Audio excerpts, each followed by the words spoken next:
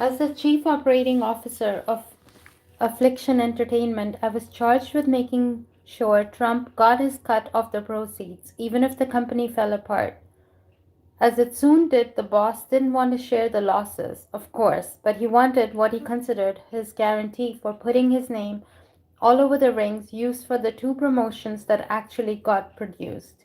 One evening, I was in the Hamptons, having a heated discussion about Trump's fees with the president of Affliction and the distribution partners who had done business with Affliction Entertainment. Things quickly got out of hand in the limo we were riding in along Montauk Highway, and a fist fight broke out between us. The fact that I was willing to literally physically fight and punch another man in the face on behalf of Mr. Trump should give you a sense of lengths that I was willing to go to please my boss, much to the ongoing and growing disgust of my wife and kids. But I couldn't quit working for Trump. I knew not for money, as most think, but then I was obsessed with him, not as an acolyte or hanger on, but as way to stay close to his celebrity and glamour and power. I was the canary in the coal mine for the millions of Americans who were still mesmerized by the power of Trump. This is the man who's narrating who Donald Trump was. I'm trying to read it as much without bias as possible, even though I have just seen him once and I don't know much about the man. Chapter 6, Trump for President, Part 1. There are many ways to track the beginnings of Donald Trump's presidential ambitions, dating back to 1980s, when he toyed with a run and started taking out full-page ads in the New York Times as a forum to air his public policy positions. In those early manifestations of Trump's aspirations, he revealed an uncanny knack for channeling the fears and resentments of the age. Even as he displayed a hair-trigger approach to negotiating when he advised Ronald Reagan's Secretary of State to start talks with the Soviet Union by banging his fist on the table and shouting, "Fuck you." Just one example was Trump's call in 1989 for the death penalty for the Central Park Five, a group of black kids convicted of the rape of a white female jogger in Manhattan's famous park. The fact that the kids were exonerated years later, when it was proven beyond doubt that they were not guilty, didn't prompt Trump to back down or admit a mistake. He had understood instinctively that the racial anxiety and resentments then gripping New York City would provide a potent symbol that he hoped to ride to power. That was always Trump's way, learned as the feat of Roy Cohen, his first attack dog attorney. Never apologize and never admit to error or weakness. Never ever, not even in the time of coronavirus, as the world would discover. In 2000, Trump again flirted with the idea of aiming for the presidency, this time as a candidate for the small and fractious Reform Party. Trump's candidacy was touted by his old friend David Pecker, a connection I would come to increasingly lean on. The Reform Party had been founded by billionaire and failed presidential candidate Ross Perot, and it lacked a coherent philosophy, which actually suited Trump well, but was constantly besieged by infighting and feuds, and the boss quickly dropped out. Ever since I signed on with the Trump Organization in 2007, I had wanted the boss to run for president, and I told him so again and again. I thought Trump was a visionary with a no-nonsense attitude and the charisma to attract all kind of voters. I saw many times that he had a natural ease with working class folks, especially his fans, like those who watched The Apprentice and Celebrity Apprentice and WWE, provided they were kept at a distance. In the years since, I've asked myself why I wanted so badly for Trump to become president. I developed a slew of answers and justifications over time. I thought he would rise to the office and it would bring out the best in him. I thought his brand of straight talk and no bullshit honesty would rid the country of the scourge of political correctness. That is what most people think even now. I thought his business acumen and the way of seeing the world would offer a bracing change for the country and help fix our failing infrastructure. I thought his America First political stance would make the country stronger. And I thought his original and unique approach to trade and taxes would form society for the good. I thought his aversion to the non stop, unending wars in the Middle East would restore sanity to foreign policy. Those were the things I told myself as an act and wheeled and tried to convince him to take the idea for running for the White House seriously. I knew he was a liar and a master manipulator, along with the myriad less than sterling characteristics I had witnessed over the years, but I believed his positive qualities outweighed his downsides, and perfection should be the enemy of the good. But here's the ugly truth, a motive I share with deep and abiding regret and shame, and one only unearthed after much soul searching and reflection as I painted the walls in prison and stared at the ceilings from my bunk. This is Michael Cohen, who served punishment for what he did.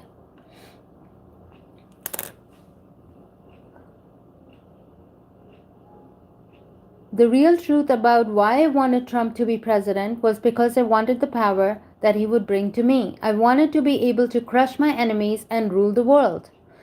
That is honest. I know it sounds crazy, but look at what Trump is doing now, running the world into the ground, but still, he literally rules underneath all the layers of delusion and wishful thinking and willful ignorance and stupidity. I was like Gollum in The Lord of the Rings. And I love Lord of the Rings, lusting after the power that would come from possessing the White House, my precious, and I was more than willing to lie, cheat, and bully to win. Trump was the only person I had ever encountered who I believed could actually pull off that feat, and I recognized early the raw talent and charisma and pure ruthless ambition to succeed he possessed. I saw what others didn't, what others thought was a joke, at their own peril, and that was my true motive. I knew Trump would do whatever was necessary to win. I just lacked that imagination and moral purpose to actually think about what that would mean for America, the world, for me, and for my family. Because here's the thing, when you sell your soul, you do exactly that. Sell your soul. He's not painting a good picture of him. The name of the book is called Disloyal, and he is saying that he is disloyal. So he's admitting it, and it's a memoir. Although I never heard Trump use the N word in my time spent with him, there were many times that he had made racist comments. What he said in private was far more worse than what he uttered in public. As an example, in September 2008, we were in Chicago for the topping off ceremony for the Trump International Hotel and Tower. Bill Rancis, who had won the first season of The Apprentice 4 years before, had been put in charge of the project. Trump reminisces to me about Rancic, I may not be pronouncing every word correctly, forgive me, who had been in a head-to-head with another contestant, Kwame Jackson. Kwame was not only a nice guy, but also a brilliant Harvard MBA graduate. Trump was explaining his back and forth about not picking Kwame. There was no way I was going to let this black fag win, he said to me. The election of 2008 was a cataclysm for Trump, as he watched a young African American senator from Illinois defeat first Hillary Clinton and then John McCain. Barack Obama's victory in many ways was the defining event of Donald Trump's rise. There were really no words to describe Trump's hatred and contempt for Barack Hussein Obama. Always all three names, and always with a disdainful emphasis on the middle. This was when I started to witness the increasingly reactionary and unhinged Archie Bunker racism that defined Trump and his views on modern America. He was friendly with many African American people, pretty much exclusively on the celebrity variety, of course. Trump really had no friends, only interests and desires and ambitions, and he wasn't so stupid as to use the N-word, at least not in my presence. Mike Tyson, Don King, Oprah, those were the black folks he admired and embraced. Rich, famous, part of the peer group he inhabited. But as a rule, Trump expressed low opinions of all black folks from music to culture and politics.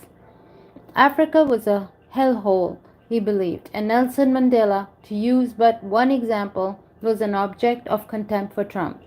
Tell me one country run by a black person that isn't a shithole. He would challenge me as he cursed out the stupidity of Obama. They are all complete fucking toilets. When Mandela passed away years later, it's just funny. I don't know how he would remember the insults, but imaginably he remembered these insults.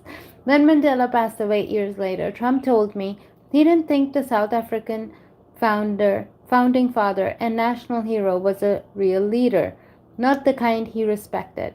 South Africa was once a beautiful country 20, 30 years ago, Trump said, endorsing apartheid era white rule. Mandela fucked the whole country up. Now it's a shithole. Fuck Mandela. He was no leader. Don't ask me how I squared this kind of racism with his qualifications to be the president. I wanted power, as I've confessed. And that blinded me just about everything awful and true and dangerous about Trump. My precious.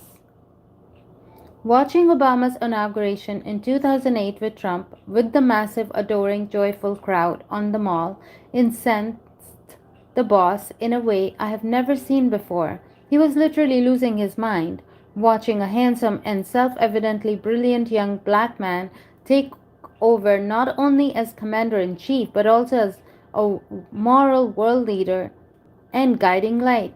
It was just too much for Trump. I thought I had seen the worst of Trump.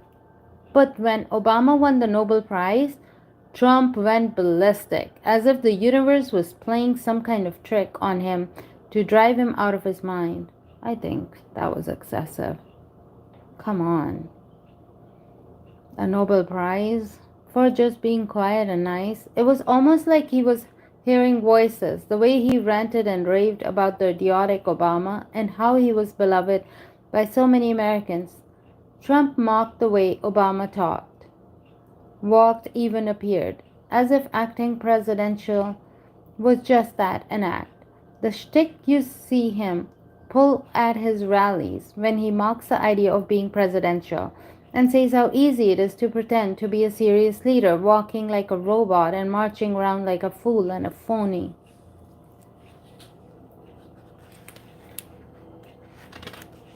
I'm also looking at the pictures, so I'm kind of taking an in-between small break because there are very nice pictures of him on this page 108, performed by yours truly in Trump's office while I sat quietly listening to him go on and on and on about Obama and caricature his mannerisms. I mean, now he ridicules Biden, and you can see like how he can be. So that's not a big secret. While I sat quietly listening to him go on and on about Obama and caricature his mannerisms, he even hired a Fox Obama for fake Obama to record a video where Trump ritualistically belittled the first black president and then fired him. A kind of fantasy fulfillment that was hard to imagine any adult would spend serious money living out until he had the functional equivalent in the real world. But that's how we manifest. So he kept firing that guy, and this guy in the picture looks just like him. And I better share the picture. Trump didn't despise Obama. It was much, much stronger than that. I figured that Obama was the only person on the planet whom Trump actually envied. Truly, madly, deeply. Air Force One,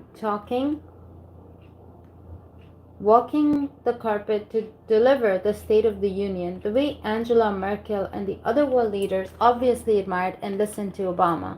It drove Trump out of his mind. Then came the speech. Obama was invited to address the German nation in front of the Brandenburg Gate, in the same place as John F. Kennedy in the early 60s, one of the undeniable indelible images of American history in the 20th century. Trump went from incandescent to sputtering, spittle-flecked fury as he watched Obama talk about freedom and ridding the world of nuclear weapons and turning back the rising seas by fighting global warming. You've got to admit he's a great orator, I said. Fuck him, Trump yelled at me.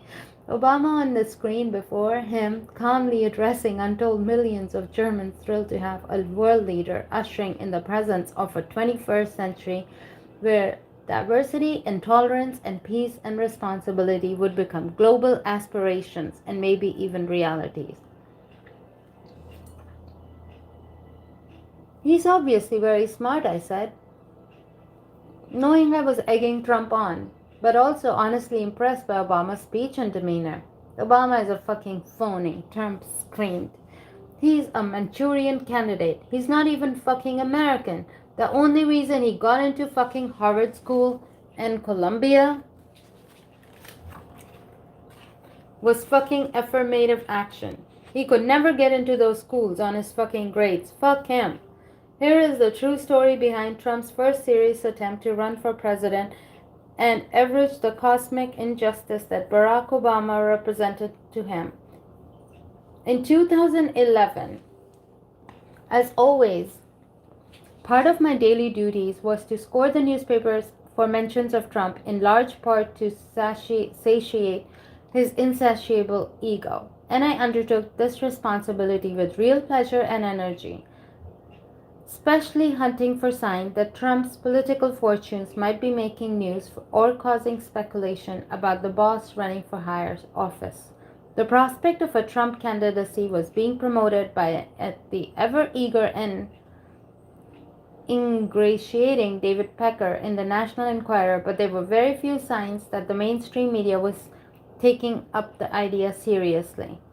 The public policy poll that day had the amazing result that 26% of GOP primary voters said they would support Trump from among a slate of Republican candidates that included his name. I immensely grasped the implications as I clipped the story from a newspaper and readied it to bring it to the boss' attention the moment he arrived at work. I knew that Trump would want to discuss the poll, not just with me and his kids, but with anyone who entered the office or spoke to him on the phone.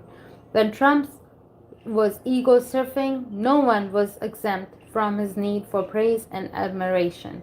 Trump arrived in the office soon after, and I instantly walked the short distance to his office.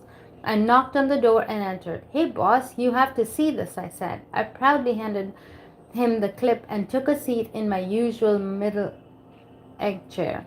"No shit," Trump said, scanning the article, his face forming into a priceless expression, partly amazement, partly delight, partly disbelief, but mostly a kind of transcendent vindication, as if he had become the truth all along.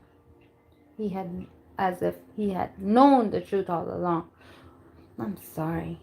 I'm sorry if I interrupt and for my bad accent. He said, reading on, "Michael, what do you make of this? It's tremendous, boss." I said, 26% is unprecedented. You aren't even a politician or even someone with the political inclinations. Trump finished the article and leaned back in his oversized, overstuffed burgundy executive chair, contemplating. "What do you think about doing it?" he asked. "Doing what?" I asked. "Let's do it," Trump said.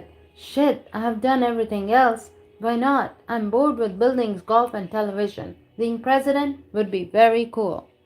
That's like me sitting on the chair, accomplished everything else in the world, having a jet, money, and everything. Now I can be president. Manifestation is powerful. Okay. Trump finished the article and okay, let's do it. Trump was now in a reverie, imagining the possibilities in a way he had never seen before. His enthusiasm was infectious, and my mind was also racing as I imagined a real Trump campaign with me as a central part of the operation. "Take a look at how to make this happen," Trump said to me. "I'm serious. I want to do this. It's a perfect timing. I've got age, Wealth, notoriety, I can do the job much better than Barack Hussein Obama. That's for fucking sure. Michael, go figure this out. What's the worst that happens? We lose, so what? This can be the greatest infomercial in the history of politics. I'm on page 111. Trump smiled at the thought of win-win position he uniquely possessed, the inevitable wall-to-wall link and airtime his candidacy would command would translate into one giant free ongoing advertisement. The logic was genius. He and I both knew, our grins spreading, and the best result is that we win, Trump said. Now that would be something. That we Trump was referring to was himself, of course, as he drifted into reverie, his eyes taking on the 1,000-yard stare that I would see in action 4 years hence. I could see he was imagining walking into the White House, sitting down in the Oval Office, taking over a commander in chief. I would have the Marine Corps band play Hail to the Chief every morning as they got out of bed, Trump said. That's how we should imagine things. Like how big people do. How did Donald Trump come to command 26% of Republican voters in the spring of 2011? The short answer, the only honest response to that question was one word: birtherism. I know because I witnessed it unfold from the inside as a way to test the waters in the weeks before the poll. I think birtherism means questioning Barack Obama's birth history, but he wasn't going to be president anyway. As a way to test the waters in the weeks before the poll, the boss gave a speech to the Conservative Political Action Conference in February of 2011, and that was his coming out party. In the address, Trump ticked off all of the conservative boxes: pro-gun, even after being shot, anti-abortion, low taxes, ready to wage a trade war with China, which he did, but his signature credential was his promise to make America great again. The room was packed for the speech as he received huge applause, and it was well received in the right-leaning press. The media, restless with an unique spring, with an uninspiring list of candidates like Rick Santorum and Newt Gingrich. Trump was a fresh face, a reality TV celebrity with a bombastic reputation. A matchup with his arch nemesis Barack Obama would be epic. It was obvious and killer for ratings. So they don't want to pick up on nobody. You have to be famous to get into politics. To liberals at the time, the idea of Trump running for president was literally a joke, and leading pollsters and pundits said so again and again in magazines like The Atlantic. But Trump was 5 steps ahead of mainstream media. I knew as the Trump Organization engaged with the producers of the forthcoming Comedy Central roast of Donald Trump. The boss had approval over all the jokes for the roast, and he didn't really care how he was made fun of, with a few specific and very important provisos. No one was to mock his wealth, his various bankruptcies, or his hair. Those subjects were strictly out of bounds. I knew as I parsed the script on his behalf, and a script it was, with every joke vetted and requiring final approval by me. The Trump roast was the perfect vehicle for his campaign, so he doesn't mind. That guy Willis, he jokes about him, people impersonating. He probably loves it.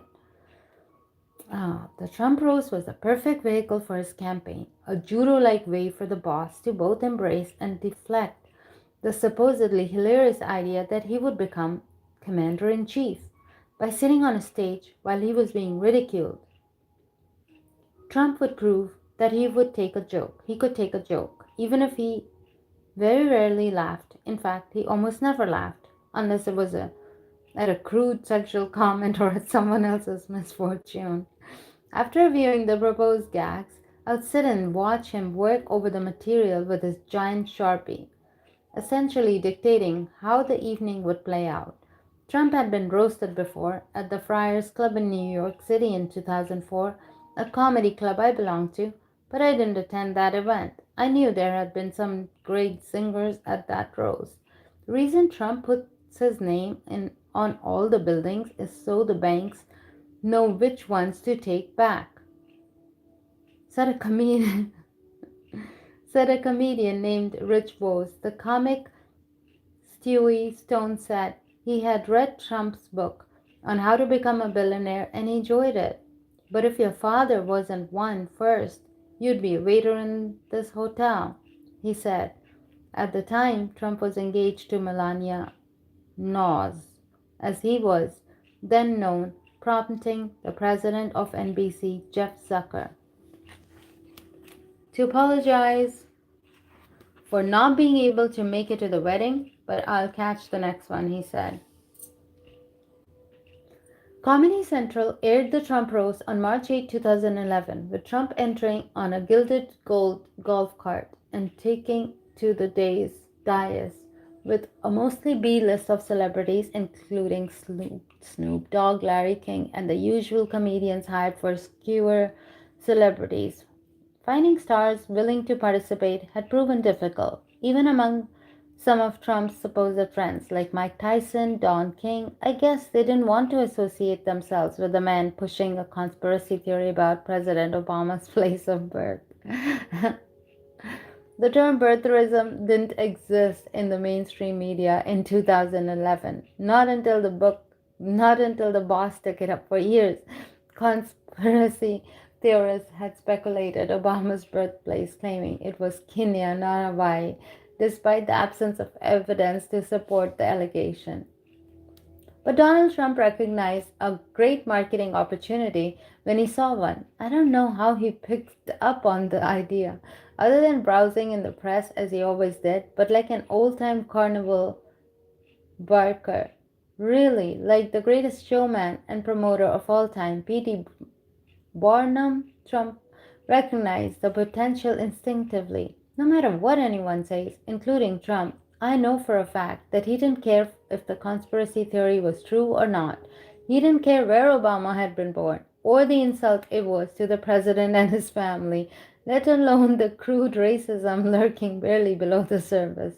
What he cared about was identifying an issue that he could exploit to his advantage, no matter how divisive. In fact, the more divisive, the better, because it would arouse strong feelings for those who took his side.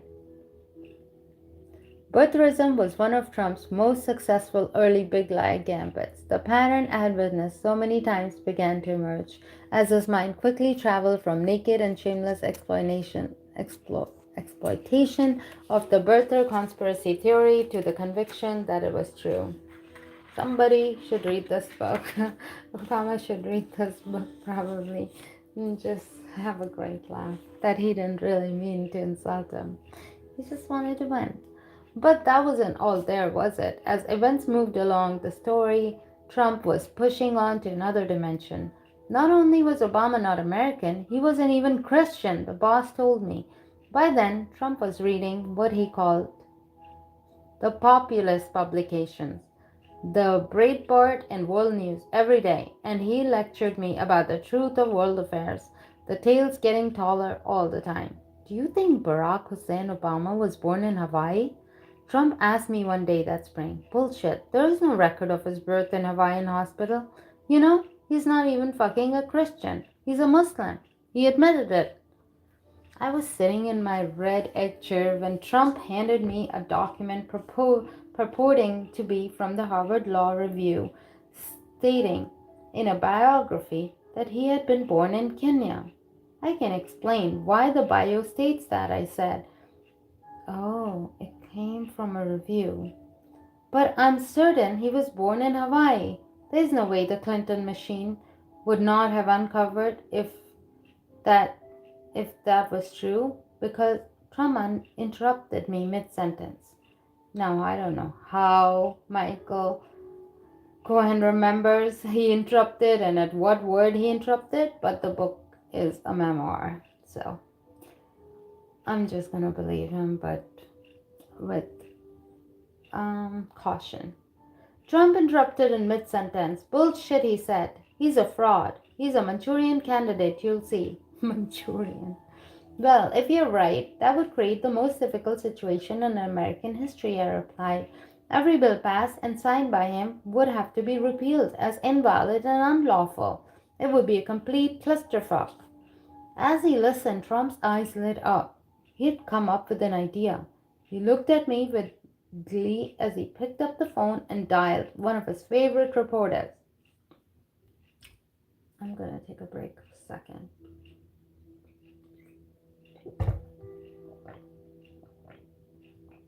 I've been drinking water while I read the book. I knew he was going to drop a headline making bombshell, and the gullible reporter would have no clue that he or she was being played. This is a little appreciated fact about his path to power. He screams about fake news and reporters being the enemies of the people, like a tin pot dictator. But the truth was that the media's psychotic fascination with Trump was one of the biggest, maybe the biggest cause for his rise to power. I have a team of investigators in Hawaii and elsewhere obtaining proof of Obama's birth in Kenya, Trump told the reporter from the National Enquirer. The journalist was like a moth to the flame, and I knew what that felt like. The conversation was on a speakerphone, so I heard him beg for more sensational leads. All the better to please his boss as the National Enquirer, David Pecker. Tell me more, the reporter said. What agency are you using? What have they found? Are they in Hawaii and Kenya? What can you share? I was a reporter too, and I like to go in depth as well. So we get to know our sources, and that's exactly this guy is doing. Nothing yet, Trump said, but soon I will make a major announcement of the findings, and trust me, you will be shocked. Can I get an exclusive on this when you're ready? The reporter asked. Sure, Trump said. You've been good to me. Just keep reporting that way, and I will give it to you. Trump hung up. We don't have anyone in Hawaii that I know of, I said. Do you want me to put someone on that? No, Trump replied. Who fucking cares? Wait until the headline comes out. The story is gonna be huge. It's huge. He then gave me an earnest stare and exhorted me to handle the press with caution. I was his partner in crime, metaphorically speaking, and he wanted to ensure that I understood what to do. The question of whether I would knowingly participate in a lie and a fraud had long ago been asked and answered. This was what Trump meant by loyalty, and what is still playing out nightly on the news as the vice president and cabinet members repeat things that they know not to be true. Make sure that you stay on message when we get calls from other media outlets, Trump said.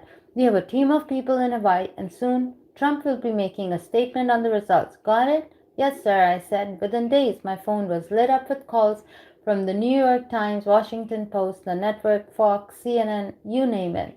All the free publicity we wanted, courtesy to the free press. The reporters begged me for scoop, no matter how small, a way to advance the story, even an inch, to own a tiny piece of the news cycle. On background, they pled off the record, off the record. Please tell me more, anything at all, please, please. As instructed by the boss, I replied I had been told to. Mr. Trump will release the findings from his investigative team very soon. The headlines were soon bannered across the nation, along with op-eds condemning Trump's allegation. Just more publicity. As far as the boss was concerned, why did I go along with this ridiculous and racist attack? Why did the press? The truth was that I didn't just passively not protest Trump's transparently false accusations against Obama. I actively, rabidly, insistently repeated the lies and innuendo, knowing in my heart that it was wrong, but unable to stop myself. I know that's not much of an explanation. I know it sounds like a cop-out, and hardly the most likable trait of a man might offer in his defense. But that is what it feels like to lose control of your mind. You actually give up your common sense, sense of decency, sensitivity, even your grip on reality. So Michael Cohen constantly degrades himself and even has a book out that's named Disloyal. But He tries to give an unbiased opinion of what he thought. He loved his boss for sure. It was like having a mental illness. The reality was hard for outsiders to grasp in all of its dimensions. The fact that I had departed from reality in my desire to please the boss meant that I really and truly had actually taken leave of my senses. But we all do this at work too. I do that. I would just trust my boss and keep listening because I think the boss knows better, even if it's sometimes not so right. As I said at the start, I was in a cult of personality and I loved it. I reveled in the intrigue and gamemanship and manipulation, as terrible as that sounds. Plus, he was in celebrity status. I had convinced myself I was in on the joke with the boss, but in truth, the real joke was on me. After every call, I would go to Trump's office and tell him about the network or publication that had reached out. Trump was thrilled. I told you this would be a monster story, Trump told me. Fuck Obama. If you think he hates me now, just wait. The lengths to which Trump would go to goad Obama had no bottom. As I saw when Trump started questioning his academic record, making it appear that the president had been the beneficiary of affirmative action instead of a brilliant student who had been the first black editor-in-chief of the Harvard Law Review and graduated magna cum laude, especially as compared to the boss's mediocre record as a student. I thought Donald Trump was well educated. When cries emerged to see Trump's academic record, it was obvious to the boss that he was in real trouble. He had called Obama a terrible student and demanded that he release his transcripts. But what if Trump's grades at the New York Military Academy High School, Fordham, and the Wharton School of University of Pennsylvania were released? As the controversy erupted, Trump called me into his office and tasked me with putting out a fire of his own creation. He didn't say why, he never did. He told me what he wanted done, even though it was as plain as the nose on my face that he wanted his academic record suppressed because he was a middling student at best that remained unspoken. I was pretty sure there would also be history of disciplinary action in the record, which would further embarrass the boss to the extent that was possible. To placate Trump, I contacted the upstate New York Military Academy, where he had been sent by his parents as a teenager to instill some sense of discipline, and explained that all hell would break loose if they didn't immediately provide me with all of the boss's high school's academic records. I didn't ask nicely. I was blunt and brutal, as usual when on a mission for the boss. The pressure was jacked up by using wealthy alumni to pressure the school, forcing the headmasters to scurry into the basement and remove the documents. Another unprecedented event. That was Trump when it came to Obama, competitive but in many ways afraid of actually being compared, even though he would ridicule any suggestion that he was intimidated by the president. What a break.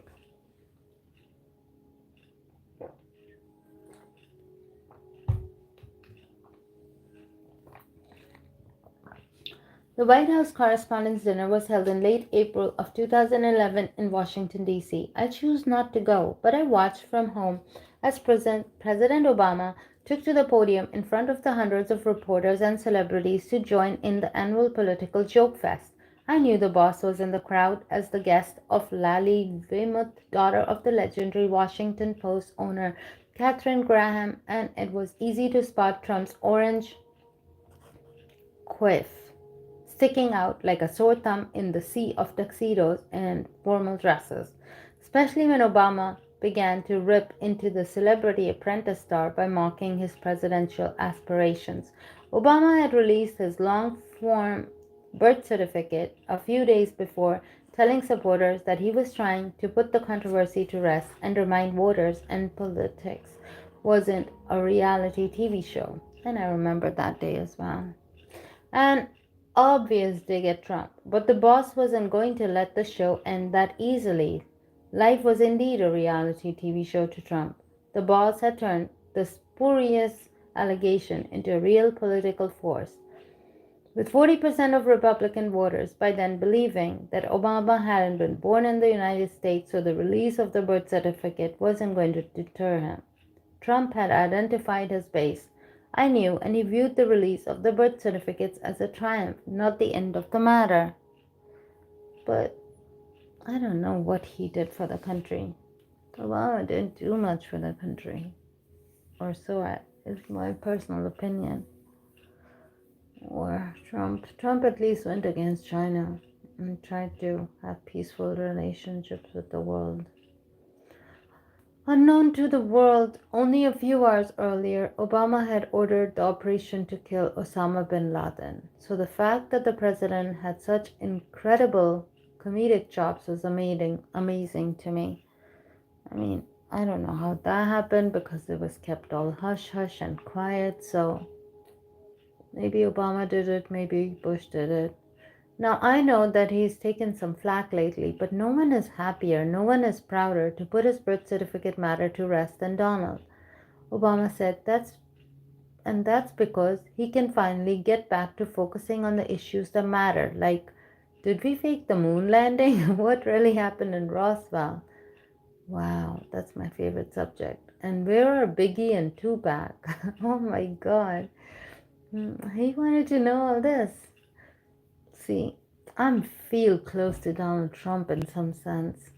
But all kidding aside, obviously we all know about your credentials and breadth of experience. For example, no, seriously, just recently, an episode of Celebrity Apprentice at the steakhouse, the men's cooking team did not impress the judges from Omaha Steaks, and there was a lot of blame to go around. But you, Mr. Trump, recognized that the real problem was a lack of leadership, and so ultimately you didn't blame Lil Jon or Meatloaf. You fired Gary Busey, and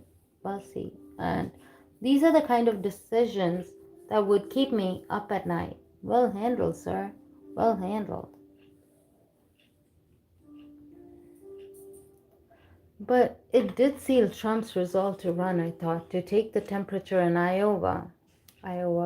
The boss and I agreed that I would fly out Des Moines to meet with the leaders of the GOP, but because of my schedule, it wasn't going to be possible for me to take the commercial flights. The cost of the flight was likely a campaign contribution violation. Even though we didn't really even have a campaign at the time, we got around a pesky federal election law as we usually did by way of deceit. In this case, we used our go-to front or beard when Trump and I were hiding the true nature of our activities. A man by the name of Stuart Rahr, universally known and loved as Stewie Rara in wealthy New York circle. He was a pharmaceutical billionaire who had divorced his wife of many years in the throes of the midlife crisis and turned himself into a party animal and big-time playboy, at least as much as a man in his late 60s could manage, and he managed quite well.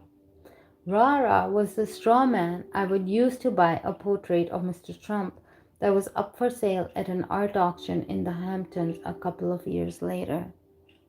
What if Jeffrey Epstein is mentioned in this book somewhere? Because Donald knew everybody.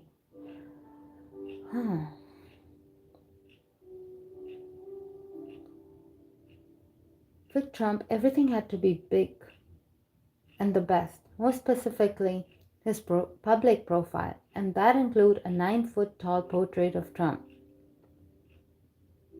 painted by the artist William Quigley. When the Trump portrait came up for auction, Rara kept bidding the price up, and the final bank of the gravel coming in at $60,000, a ridiculously high price for the run-of-the-mill portrait, but was the highest price paid at the event, giving the boss bragging rights, and that was all he cared about. To reimburse Rara for the painting, Trump arranged for his charity, the Trump Foundation, to cut him a check. using the charitable tax deduction as a way to reduce the cost of the portrait. This was typical of Trump's method of accounting and evading taxes. He had no regard for the niceties of actually doing real charitable work or following real tax laws. The giant smiling image of self regard was then hung in Trump's Doral golf club, proving that it had exactly zero benefit for any charitable cause. But again, that was par for the course for the boss. Little people pay taxes, as Leona Hems,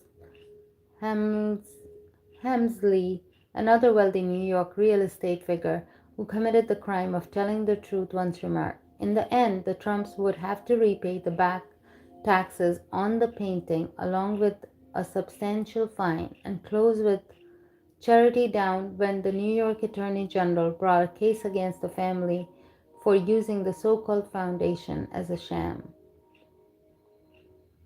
For the private flight on Trump's plane, I had rah-rah paid the cost to be reimbursed by Trump eventually, a type of under-the-table back-scratching common for the true elite.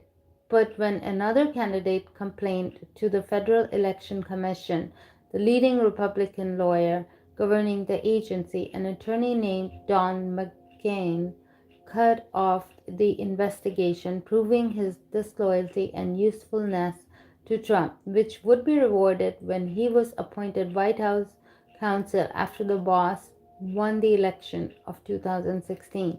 Leading Landing in Des Moines in the Trump's branded jet, I was greeted by scores of reporters waiting in the hangar. I did a press conference, of course. The most dangerous place in America was in between me and the camera, especially if I was extolling the virtues of the boss. The head of the Republican Party had arranged a tight schedule for me, with 15-minute meetings stacked on top of each other, but the universal response was enthusiasm for a Trump candidacy. There was $100 a head lunch fundraiser, which was packed, and I offered the keynote address,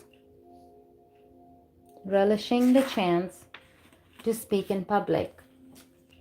I raved about Trump's love for the wide open spaces of Middle America and the prairie state of Red America, but nothing could have been further from the truth.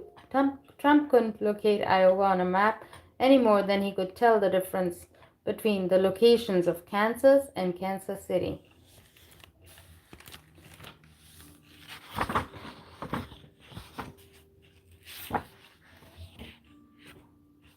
What?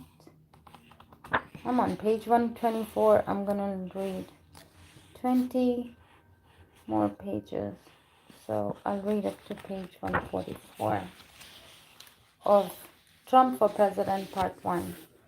I gave the boss the download when I flew home and took his call late night, as usual, his last call of the day. Tell me, what was the reception like in Iowa? He asked. Off the charts, I said. You can imagine all the clamoring. Tell Melania, Trump said, passing the phone to his wife. Ah, he cares about Melania, what she thinks. I gave her the whole spiel about the press and the lunch and the crowds, but I could tell she wasn't interested. She wasn't disrespectful, just disinterested. That's why she's never there with the president. And eager to get off the phone so she wouldn't have to listen to her husband's chief enabler sing his praises. That's great, she said, and click, she was gone. What? So it seems like he's trying to impress his wife, and his wife is like, who cares?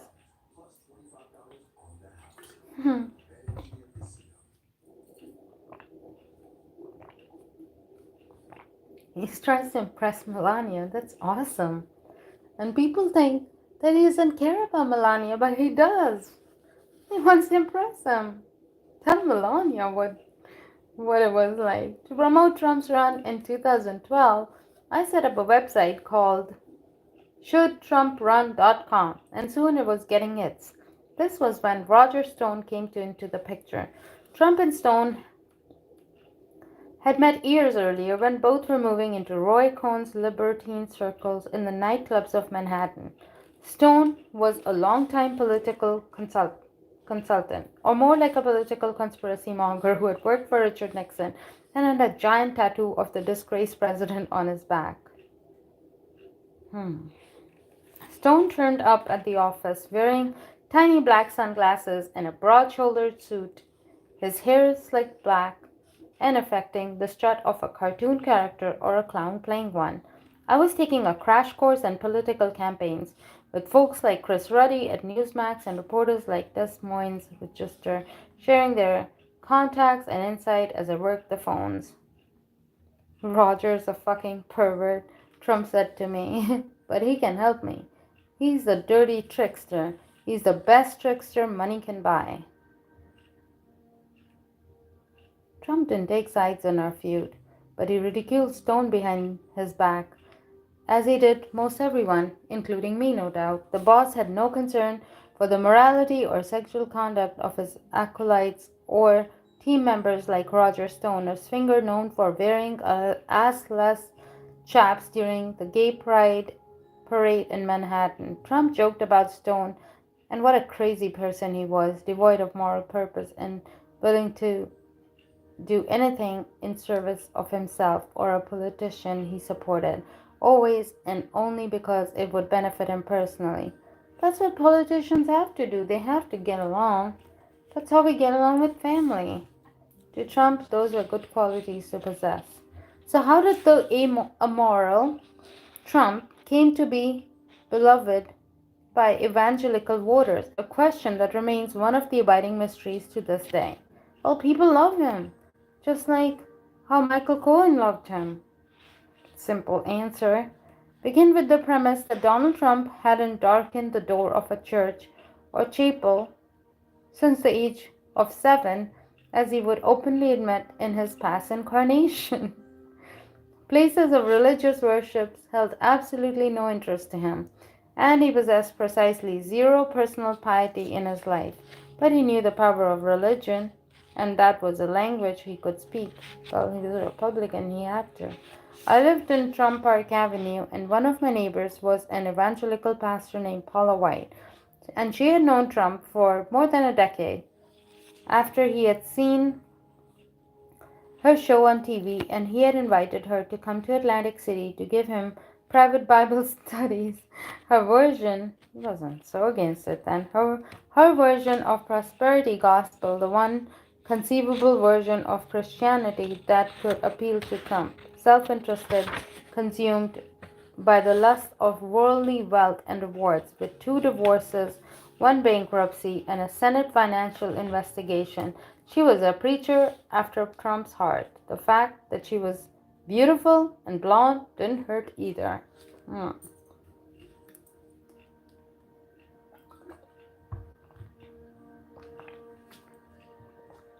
As part of the division of labor in the campaign, I was assigned to lead the outreach of faith communities on behalf of Trump, mostly because having Roger Stone attempted to make those connections would be farce. It was that time that Paula White called me and said she wanted to put together a group of evangelical leaders to meet the Trump to discuss his potential candidacy and the spiritual and political dimensions of his campaign. As an organizer, I went to watch the proceeding, and what I saw was amazing.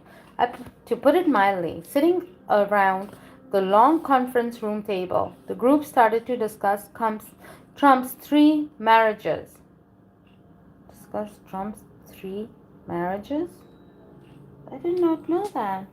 His views on abortion, homosexuality, family values, America's role in the world, and God's place in Boss's heart. As a little kid, Trump's family had attended Marble Collegiate Church in Manhattan, where he listened to the sermons of Norman Vincent Peale, who I love greatly too. The Protestant teacher was the author of The Power of Positive Thinking. Also great. That's why he's so good at manifesting. And an early radio and television star, sermonizing about the materialistic advantages of American conservative religion, making him a hero to the folks meeting with Trump as a pioneer in blending or conflicting wealth and Jesus in a way that somehow found the Son of God was all about that bling. Trump milked the Norman Peel connection like a dairy farmer at dawn, not letting one drop spill. Peel's version of God's word revolved around tall tales he told that were completely unverifiable and calling for the banishment of thoughts or emotions that were negative, which must have penetrated young Donnie Trump's consciousness as a boy. Trump always lived in the present tense. He never looked backwards, except in anger or to blame others, which was part of Peel's appeal to his followers. That's what made Trump great. When Trump was sitting in the pews as a boy, Peel was one of the most famous pastors in the world, which had to impress the kid. But it was likely the cult-like egomania that he urged Christians to follow that seemed to have penetrated the little Donnie's impressionable brain, no doubt reinforced by his taskmaster father and hyper-ambitious mother. Donald Trump's mom was ambitious. As the evangelicals inhaled Trump's Norman Peel horseshit, they solemnly asked to approach him to lay hands on him. I watched with bated breath. Trump was a massive germaphobe. So am I.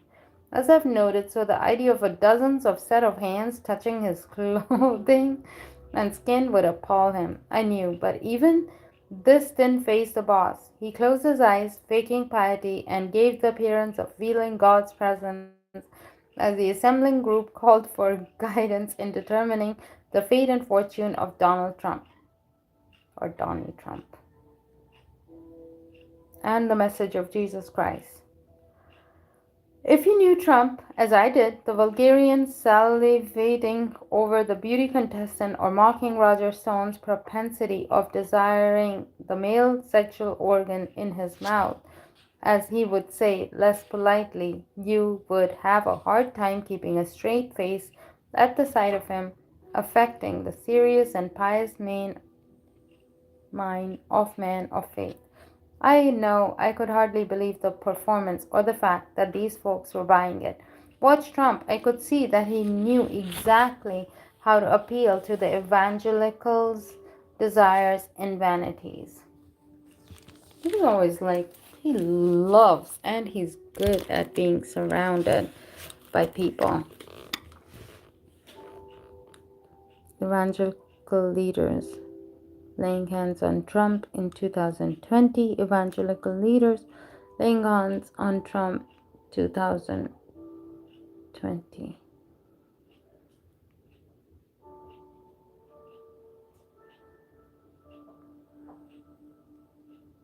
Appeal to evangelical desires and vanities, who they wanted him to be, not who he really was. Everything he was telling them about himself was absolutely untrue.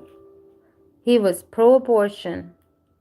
He told me that Planned Parenthood was the way poor people paid for contraception.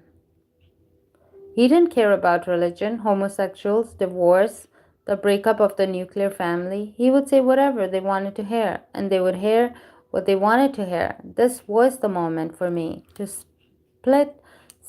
the split second when I knew Trump would be president one day. It was an intuition, but was also based on the intangibles.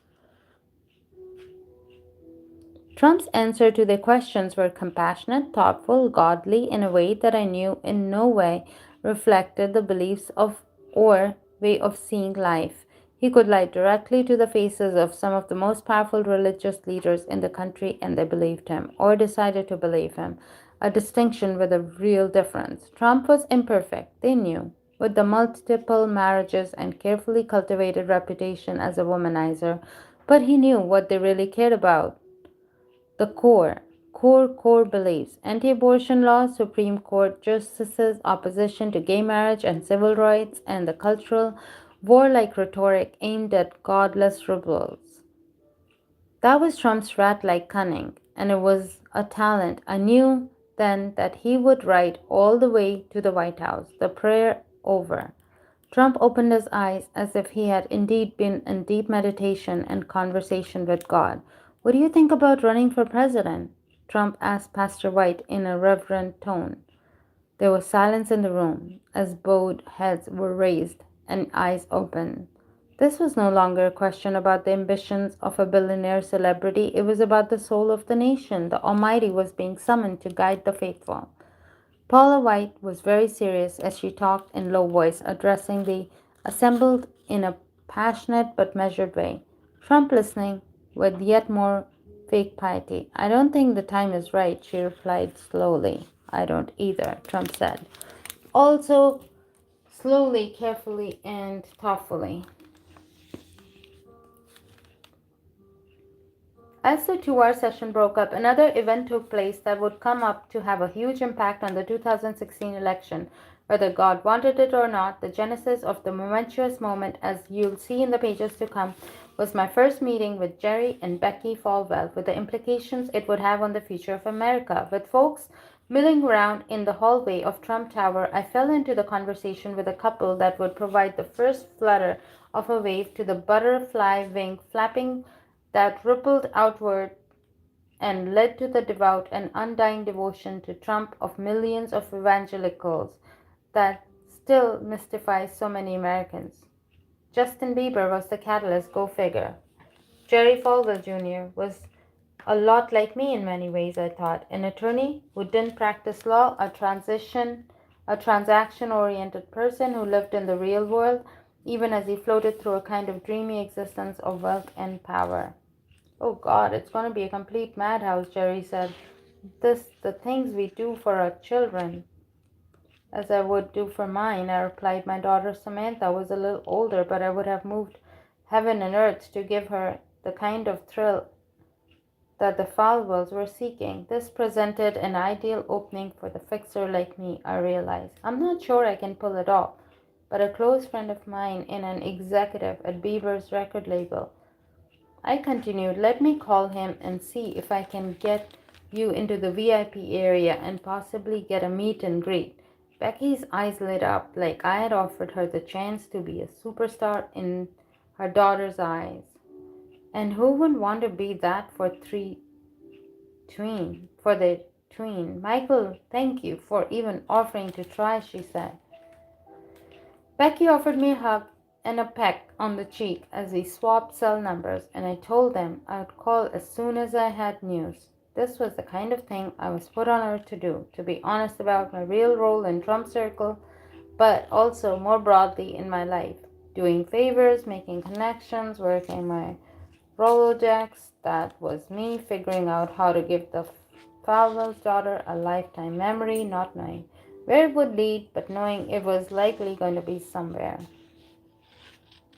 Back in my office, I called my buddy and was asking for 3 tickets to the VIP area for the Bieber concert the next morning, along with a possible chance to actually meet the cherubic Canadian in person. I did not know he was Canadian. My pal was good with the tickets, but said it would be harder to swing the personal introduction. He said he would try. The notice was short and the demand huge, and he didn't want to get my hopes up, so I didn't tell the Falwells about that possibility, instead calling them and saying they were good to go on the ticket.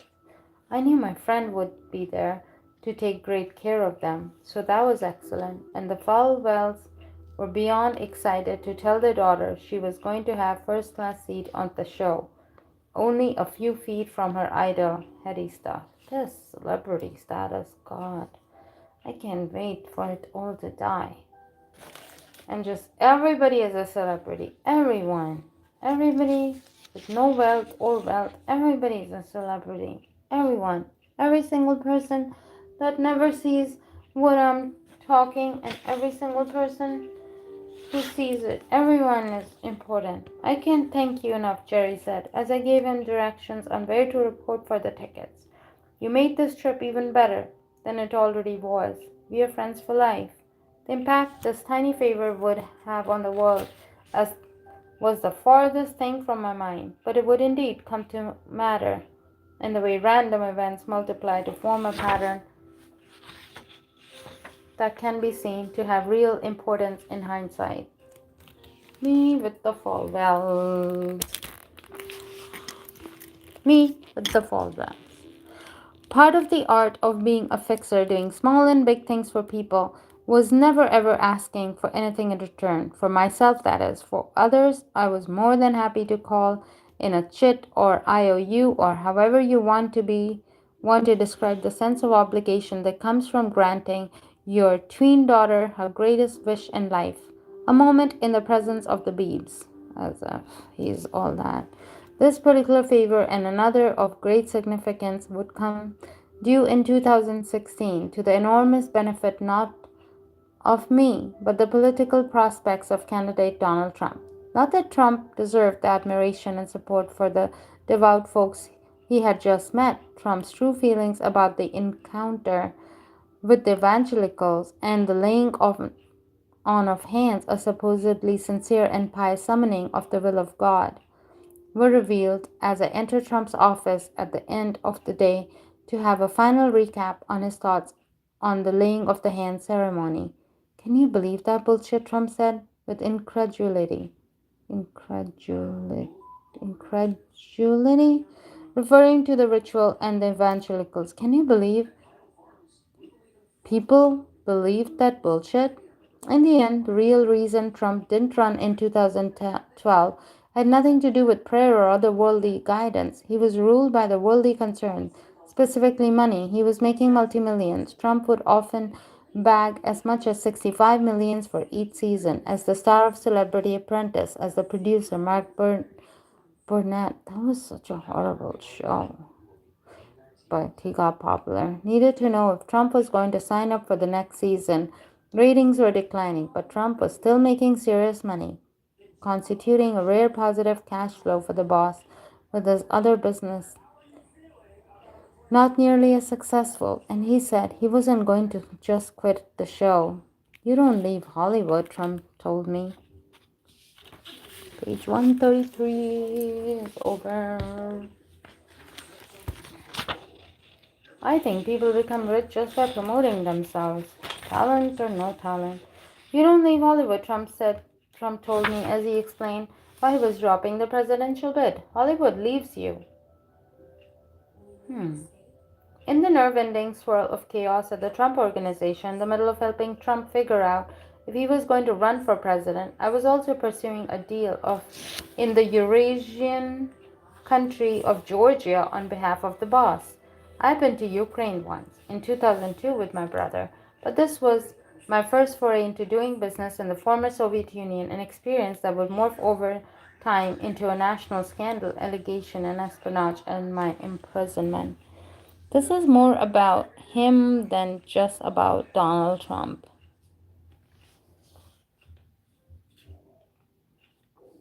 Trump's lack of scruples and conspicuous consumption had long attracted Russian investors to buy into his condo projects in New York and Florida, using numbered companies to hide the true ownership of the properties. This dicey practice was hardly limited to the Trump Organization, though the boss displayed a strange obsession with Russia, as I'll discuss in due course, and the attitudes about foreign oligarchs and obviously corrupt officials from the third world countries were extremely lax for the Trumps.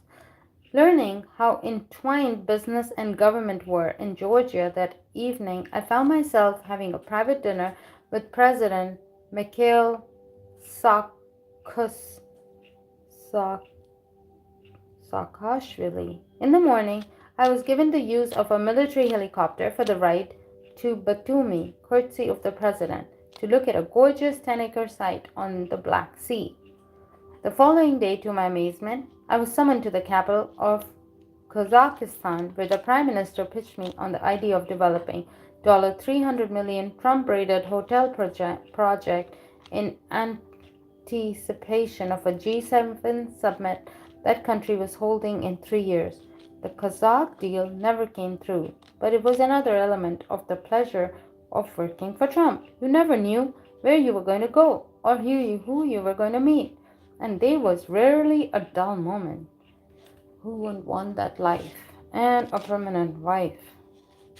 For Trump, everything was ultimately about making money and obtaining power, and he could see that his presidential odds were getting longer by the day. At the time, he was also in the process of acquiring two golf courses in Ireland and another in Scotland, and he was concerned about what would happen to his various businesses if he turned his attention full time to 2012 campaign. A lot of junky, fast buck branding initiatives he had gone involved in. Trump vodka, Trump steaks were starting to fail. Trump University was beginning to become a legal public city nightmare, but government investigations looming, and it was evident to me that it was going to be up to my neck in troubles that needed fixing. The kids can't handle all of this business on their own, Trump finally said to me. They're not ready for it.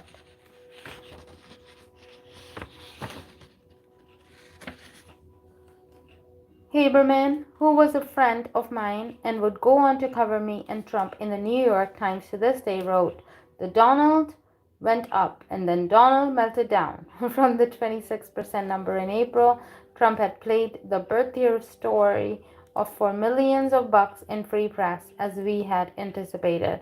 But Obama's release of his birth certificate had taken the wind out of the sails of that story. Trump's belligerence and refusal to let the matter drop weren't faring well, it appeared. By May, he had dropped to 80% and fifth place, tied with Ron Paul, that stupid fool, and far behind the eventual nominee Mitt Romney, another stupid fool, which amounted to a slap in the face of the boss. Left unspoken was Trump's true appetite for a showdown with a politician as popular and talented as Barack Obama.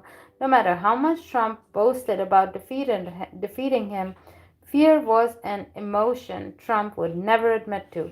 But it struck me as more than a little convenient to snipe from the sidelines about birther conspiracies, but another thing altogether to step into the arena and face the withering wit and soaring rhetoric and the real danger of humiliation at the hands of the 44th President of the United States.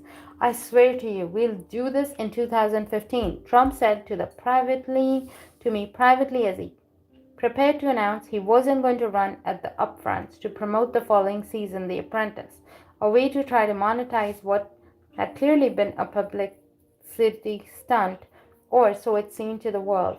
If you do this, we'll do it shoulder to shoulder," I replied. "I swear to you, I'll be at your side. I know you will," Trump said. Stormy Weather Part 1, Chapter 7. During the Trump's flirtation with the presidential candidacy in 2011, I had become his main spokesperson on cable news. I loved being on CNN and MSNBC and Fox, fighting for boss's corner for the fun of the combat and how I was raising my own public profiles as well. Some didn't like my pugnacious style, but my audience of one loved it when I went over the top in defending his latest racist or reactionary outbursts. In fact, I started to receive death threats at the office and on my cell with a level of frequency that made me apply for a license to carry a gun for self-protection. In New York City, that meant that I had to show the authorities that I had a special need to have a weapon on my person. So I was interviewed by an NYPD detective who came to my office to see the evidence of death threats I had received. As we were talking, my cell phone rang and was some lunatic ranting and raving and threatening to kill me, which was more than enough to convince the officer that I qualified. Now I was like the boss and his son, Don Jr., or any other self-respecting New York tough guy packing heat. As much as the stormy thing blew off, it's only starts at page 137, 38, 39, 40, 41,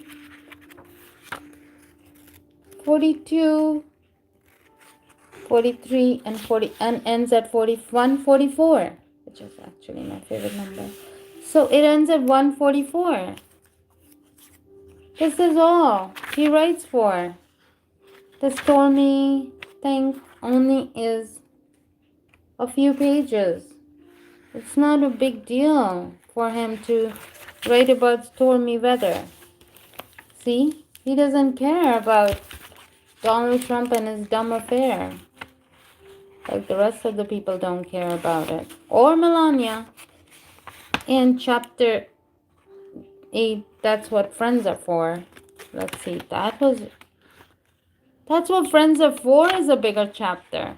Look, it starts from page 145 and goes on till 163. So you can see he does not care about his damn affair. And he doesn't even look down about it. In hindsight, this was another milestone along my road to the madness of true Trump mania. Instead of wondering about the wisdom of facing the wrath of Trump haters, uttering the threats, and risking my life, or pausing to think of the facts that I was doing all this in the service of the pathological liar, or more generally, putting my increasingly crazy work duties in context as a sane person, might have purchased 2 Glock pistols, an Inkler holster, and a waist holster that attached to my belt, walking the streets of Manhattan with my hidden weapons giving an extra strut to my stride. He must have felt like James Bond. I really had become what I wanted to be as a kid, a gangster lawyer. Yay! Working for New York organized crime, Don and Donald. With the election ruled out, I was back in the saddle, back to the usual insanity of Trump organization, but I had no clue of the nature or extent of the storm or whirlwind heading in my direction when I received a call in October 2011 from a lawyer in LA who identified himself as Keith Davidson, asking if I was special counsel to Donald Trump. I replied that I was. Water.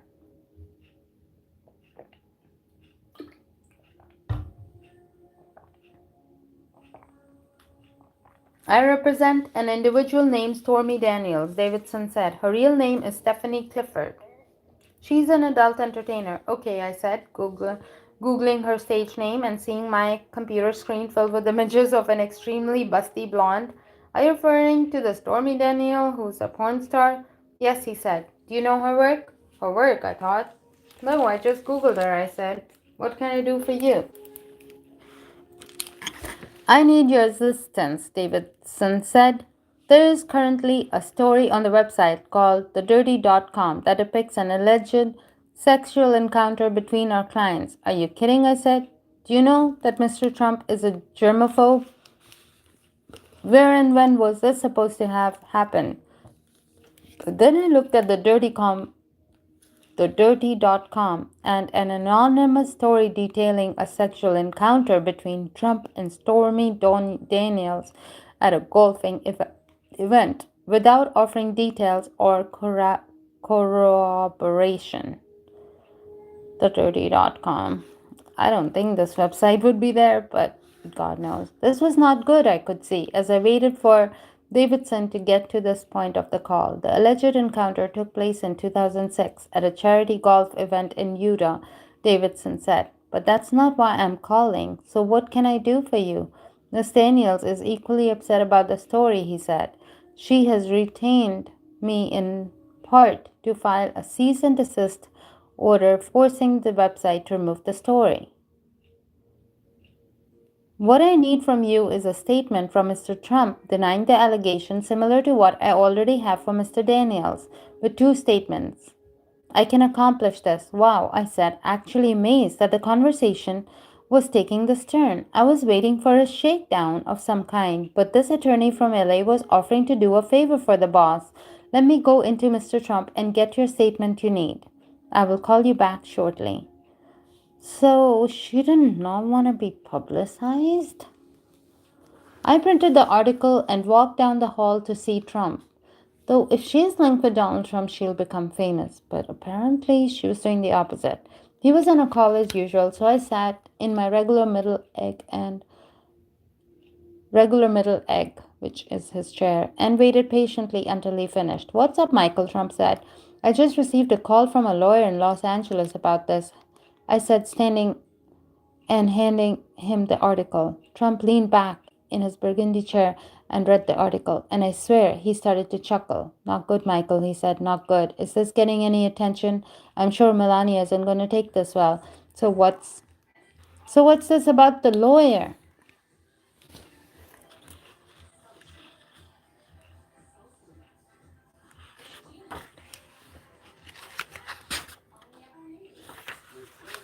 He represents Stormy Daniels.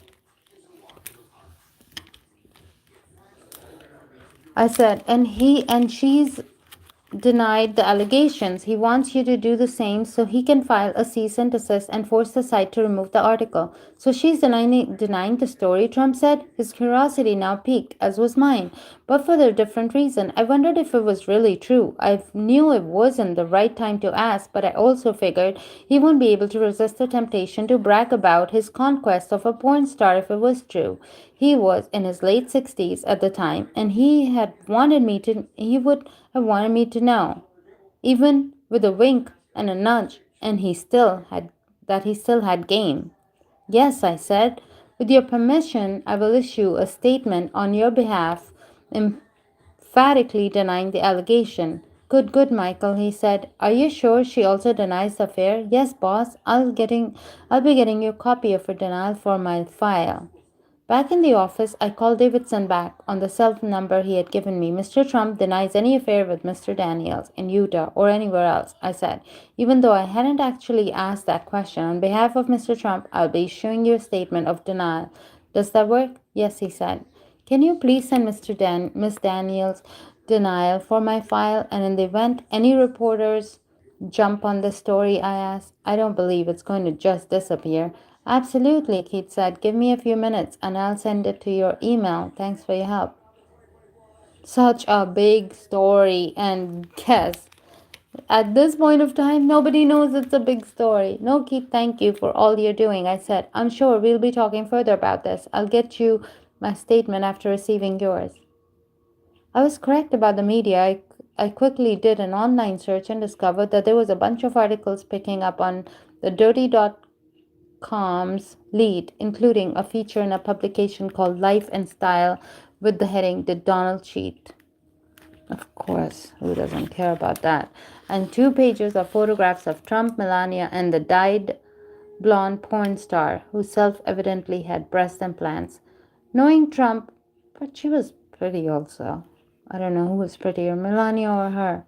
Knowing Trump would be pissed, I started to work the phones on behalf of the boss, calling the woman who I had learned was peddling the Daniel story, a self-styled agent for women with dirt to sell on celebrities and wealthy men named Gina Rodriguez, and issuing a standard from form threat. Stop the story immediately. Then I emailed the general counsel of Life and Style magazine and demanded the story to be retracted, but it was too late because it had gone to press. When Davidson sent to Daniel's denial letter, I printed it out, wrote one of Trump's along the same lines, and made my way to the boss's office again. He was on the phone, but I could tell he was agitated about my current mission. He kept keeping word from reaching his wife. So what do you have for me? He asked, ending his call abruptly. A copy of Stormy's letter? I said, passing it to him. Your statement will be short and mirror her denial. Good, Michael, he said, eyeing the document. Let me know when the lawyer gets that article taken down, if he can. Make sure you keep this letter in case I need it to be sent upstairs. You understand? I do, I said, knowing he was referring to his wife. Don't forget, I'm married to an Eastern European woman too. They don't play around when it comes to this kind of stuff. Trump nodded knowingly, sharing the male resignation to the ways of women, but I also could tell he was eager to tell me the true story, as I had suspected. He couldn't resist taking credit for betting a porn star. He wanted me to think he was still a stud. Yeah, Melania has just gotten married to somebody older who's not a stud. So everybody knows what she's there for is for money. So, whatever. Maybe she loves him too. I could tell. He was still a stud, I could tell. Trump's meticulous caution when it comes to insulating himself from getting caught in any of his many, many scams and deceptions was thrown into the wind in favor of a moment of pleasure in a sexual brag, like he would be caught doing 4 years hence on Access Hollywood. And he had simultaneous affairs with many of the girls. Men who cheat constantly cheat anyway. I've had many of those. They just lie and lie and lie easily, and it gets easier.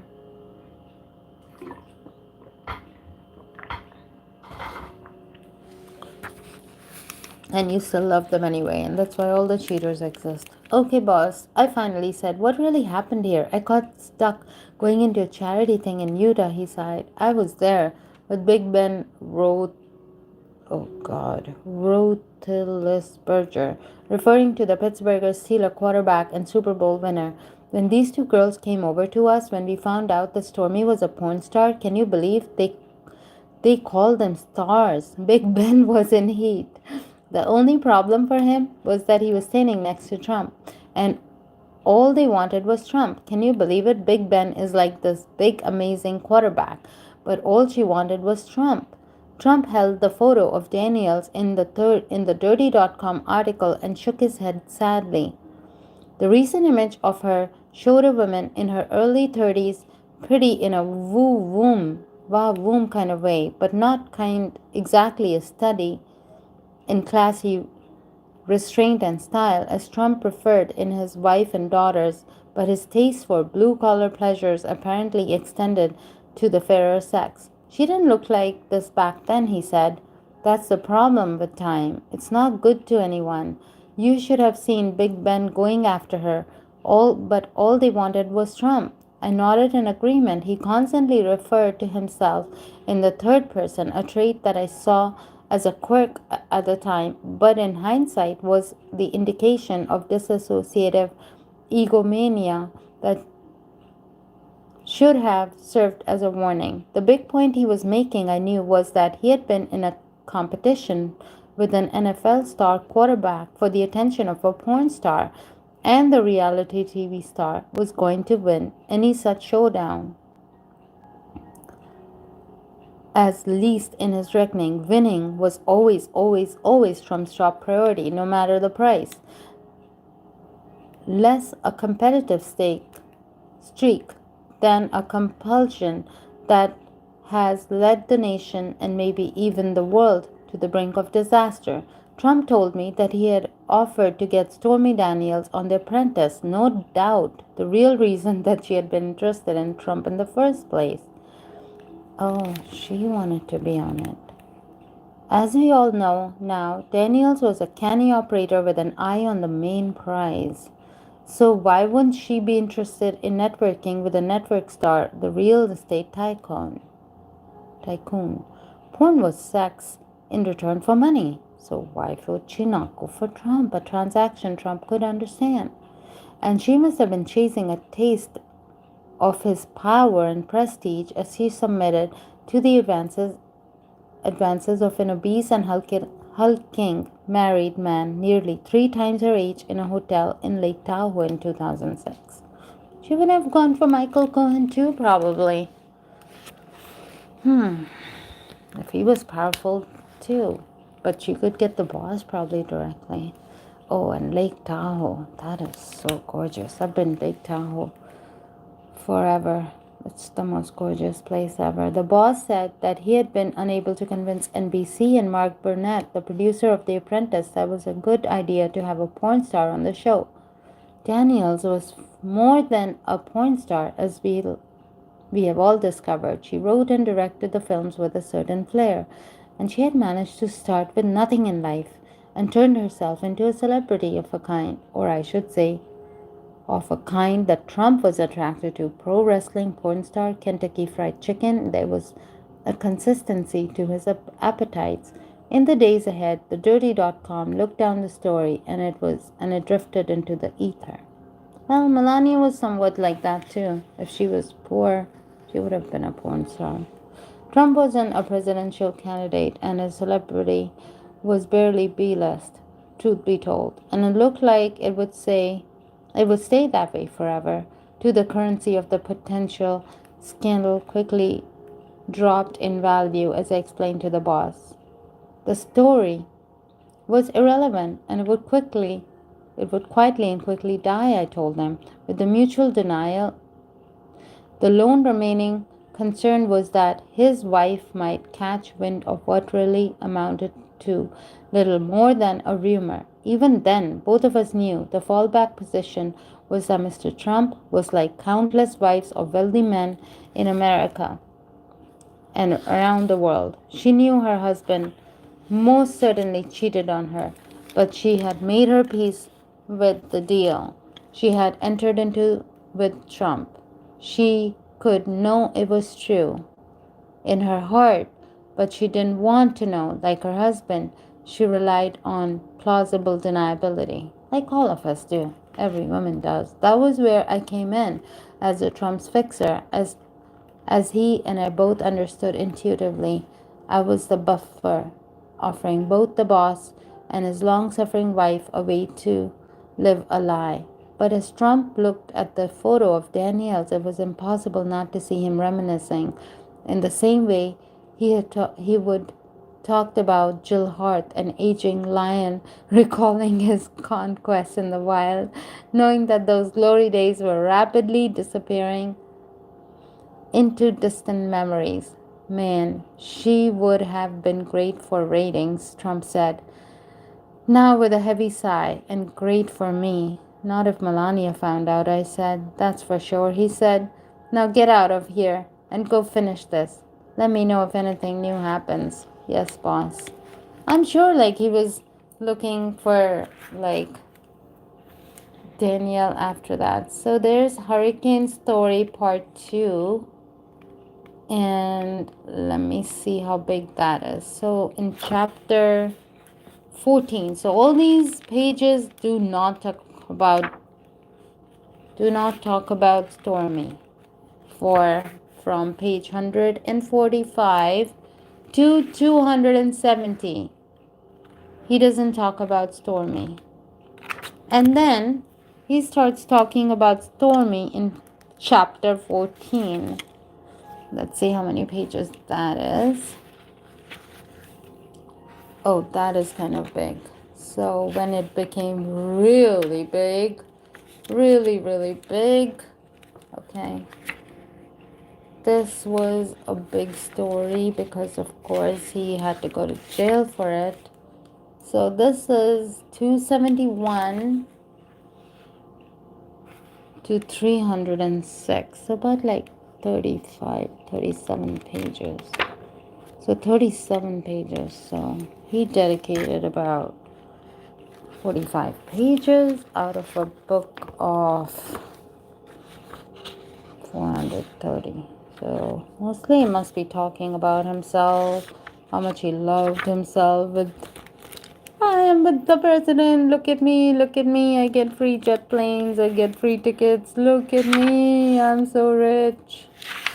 And then he has like put in a lot of emails and God knows emails and everything to print out, which of course doesn't prove anything now since he was told to go to jail. So he gave a lot of proof. That's why I think the case number, this whole case number from page 380, he's been, God knows what he's trying to prove now. You were already charged with the crime. So 430, 380, he's like constantly like preliminary statement. He's trying to like vindicate. He's not saying he's innocent since he says it's disloyal, but from page 369 to tweets, documents, and photos, he puts in almost 370 to 430. That is 60 pages of this bullshit he puts in to say that he did not like how whatever he got played. But he loved president. I'm sure he still loves him because Who can forget the good glory days? Look, he's enjoying himself. You can see a smirk on his face. His little smirk on his face. Look, he's like in office of Donald Trump. I love my boss. I love my boss. I love my boss. In recognition, and the last certificate he puts in is in recognition of exceptional commitment and extraordinary generosity to the cause of American freedom. I do proudly award the certificate of dedication to Mr. Donald Trump on the 9th day of July 2012. Oh, 2012, that was a big year. This award is presented with great pride and humble appreciation by Senator Marco Rubio. Rubio gave Trump an award. You have read how we repaid him. The last thing he says about Donald Trump is a beautiful certificate, and the last picture he has here is him looking at him like, oh my God, how much I love you, like crazy. He loves Donald Trump. He's crazy in love with him, and it's about Trump at my son's bar mitzvah. But I'm reading from two ways, like how the rich people operate versus like we don't have anything like this. A normal person has no choices whatsoever. So we should have choices as well, right? Shouldn't we have choices? Shouldn't we all have choices?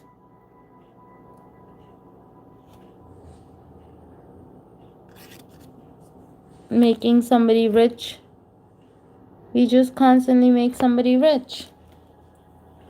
I got the cat from Egypt. It has nothing to do with anything else except that maybe big white cats existed back then.